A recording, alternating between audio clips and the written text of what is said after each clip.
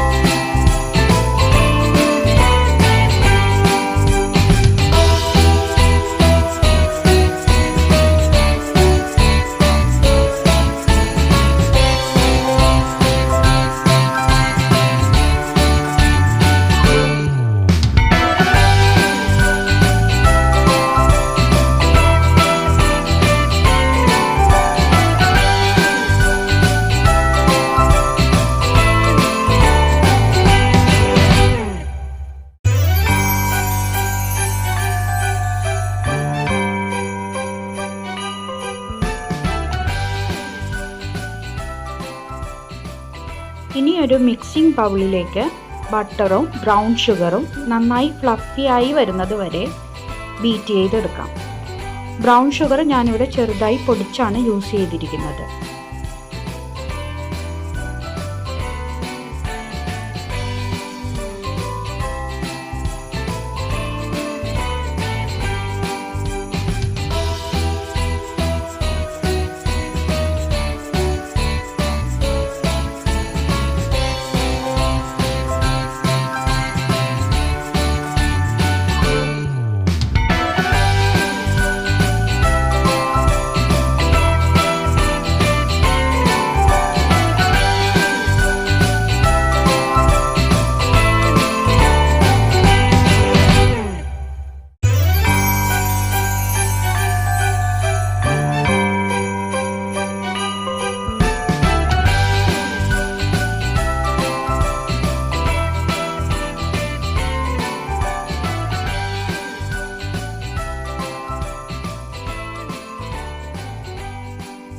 ഇടയ്ക്ക് ഇതുപോലെ ഒരു സ്പാറ്റുല ഉപയോഗിച്ച് ബൗളിൻ്റെ സൈഡ്സ് ഒന്ന് സ്ക്രാപ്പ് ചെയ്ത് കൊടുക്കാനും ശ്രദ്ധിക്കണേ.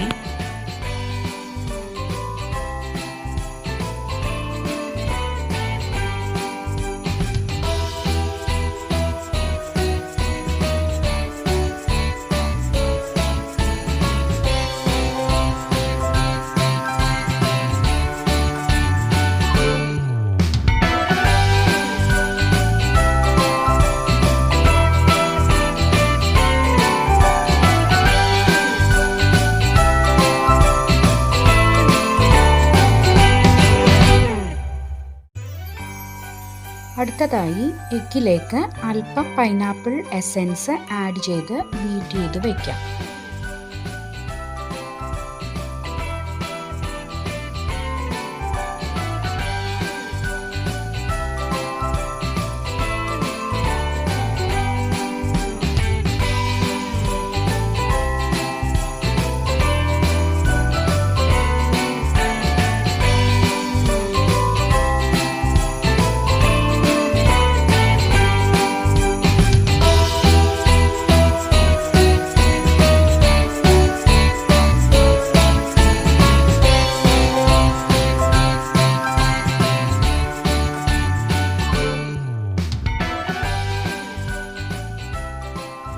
ബട്ടറും ബ്രൗൺ ഷുഗറും നന്നായി ഫ്ലഫിയായി വരുമ്പോൾ അതിലേക്ക് ബീറ്റ് ചെയ്ത് വെച്ചിരിക്കുന്ന എഗ് മിക്സ് കുറച്ചായി ആഡ് ചെയ്ത് കൊടുക്കുക.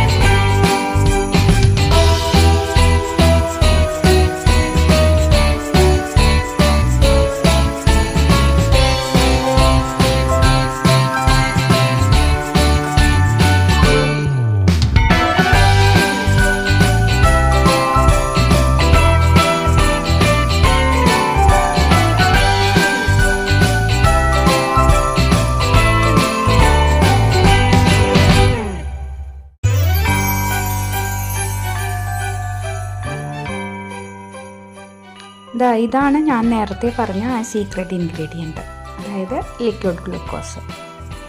അതും ഈ സമയത്ത് ചേർത്ത് കൊടുത്ത് നന്നായി മിക്സ് ചെയ്തെടുക്കാം. ഇത് ചേർക്കുന്നത് കൊണ്ട് കേക്ക് കൂടുതൽ ഡ്രൈ ആവാതെ ഇരിക്കാൻ സഹായിക്കും. നോർമലി ലിക്വിഡ് ഗ്ലൂക്കോസ് ഒരു തിക്ക് ഫോമിലായിരിക്കും ഉണ്ടായിരിക്കുക. അതിനെ ലൂസൻ ചെയ്തെടുക്കാനായി ഒരു 1 ടീസ്പൂൺ വെള്ളം ചേർത്ത് മിക്സ് ചെയ്തെടുത്താൽ മതി. അടുത്തതായി ചേർക്കേണ്ടത് ട്രിക്കിൾ സിറപ്പാണ്. ഞാനിവിടെ കാരമൽ സിറപ്പിന് പകരം ട്രിക്കിൾ സിറപ്പാണ് യൂസ് ചെയ്യുന്നത്. ഇത് നമ്മുടെ കേക്കിന് കൂടുതൽ ഡാർക്ക് കളർ നൽകാൻ ഹെൽപ്പ് ചെയ്യും.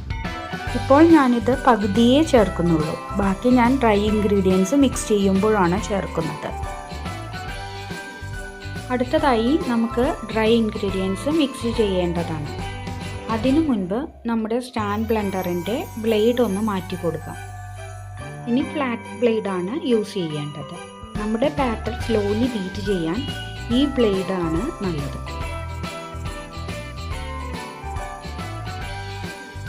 നമുക്ക് നേരത്തെ എടുത്തു വെച്ചിട്ടുള്ള റം സോഫ്റ്റ് ഡ്രൈ ഫ്രൂട്ട്സും നട്ട്സും നമ്മുടെ ഡ്രൈ ഇൻഗ്രീഡിയൻസിൽ നന്നായി കോട്ട് ചെയ്ത് മാറ്റി വയ്ക്കാം.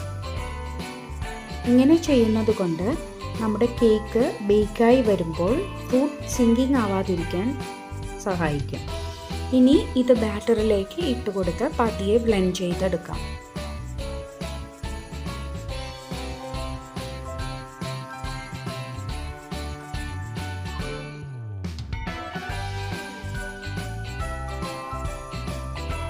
ഇതിലേക്ക് കുറച്ച് ജാം കൂടി ചേർത്ത് കൊടുക്കാം. ഞാനിവിടെ പൈനാപ്പിൾ ജാമാണ് എടുത്തിരിക്കുന്നത്. നിങ്ങൾക്ക് ഏത് ജാം വേണമെങ്കിലും യൂസ് ചെയ്യാവുന്നതാണ്. ഇല്ലെങ്കിൽ അല്പം ഹണി ചേർത്ത് കൊടുത്താലും മതി. ബാക്കിയുള്ള ട്രിക്കിൾ സിറപ്പ് കൂടി ഒഴിച്ച് നന്നായി ബീറ്റ് ചെയ്തെടുക്കാം.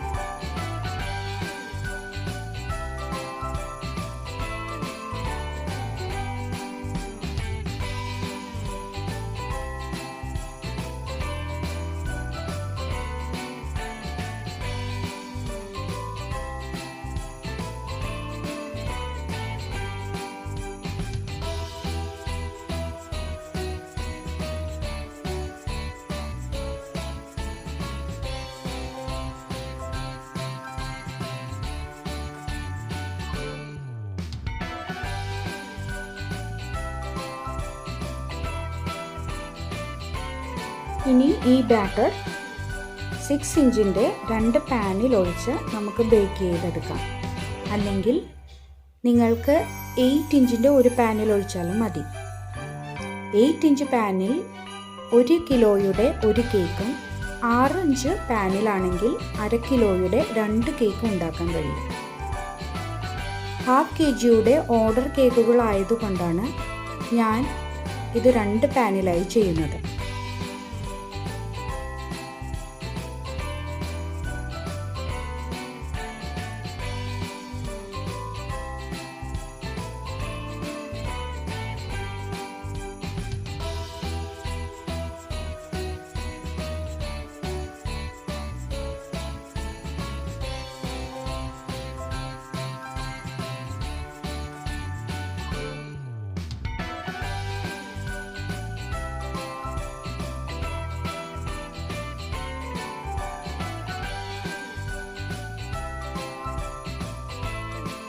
170 ഡിഗ്രി 10 മിനിറ്റ് പ്രീ ഹീറ്റ് ചെയ്ത ഓവണിലേക്ക് 170 ഡിഗ്രി 60 to 70 മിനിറ്റ്സ് വെച്ച് നമുക്കിത് ബേക്ക് ചെയ്തെടുക്കാം.